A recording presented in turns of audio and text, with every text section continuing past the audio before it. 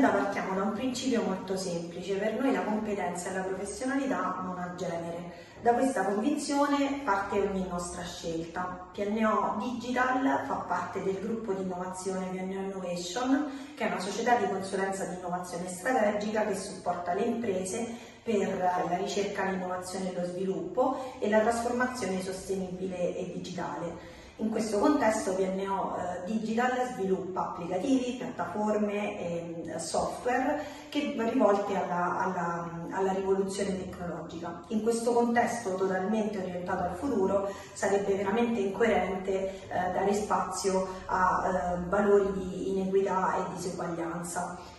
Per questo motivo in PNO Digital ci siamo anche adoperati di recente per ottenere la certificazione sulla parità di genere, la numero 125 del 2022, quindi abbiamo attivato internamente dei processi interni per monitorare i KPI e valutare proprio internamente come si gestisce poi la parità di genere a livello aziendale. Io stessa faccio parte del comitato guida direttivo di questa normativa, quindi regolarmente mi incontro con i colleghi per controllare che in azienda ci sia l'adeguata formazione, la giusta sensibilità e la giusta attenzione al tema.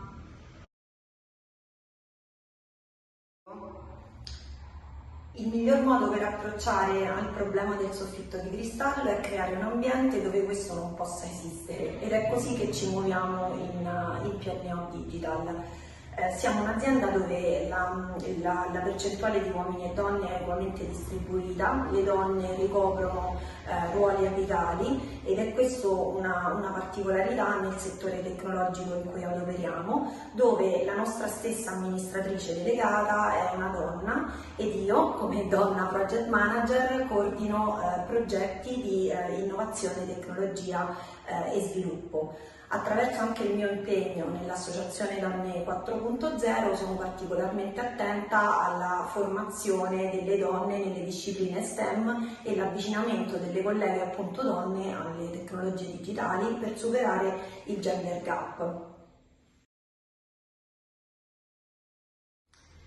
In PNO Innovation guidiamo sempre le aziende verso il futuro. In PNO Digital utilizziamo le tecnologie digitali per farlo e capiamo bene che l'innovazione non cresce senza competenze. Per questo motivo investiamo tanto nella formazione in generale e abbiamo adottato all'interno dell'azienda dei programmi di formazione specifici per la leadership femminile e per la preparazione tecnologica delle donne. Abbiamo fatto quindi negli anni corsi dedicati a Java, database, metodologie informatiche indirizzate solo a sviluppatrici donne, non soltanto con l'obiettivo di formare queste giovani professioniste, ma anche con l'ambizione di volerle integrare nel team. Ed è così che abbiamo accolto brave donne e talentuose donne in azienda. In parallelo ci muoviamo in ogni modo per la sensibilizzazione al tema, con campagne sociali, sui social, su LinkedIn,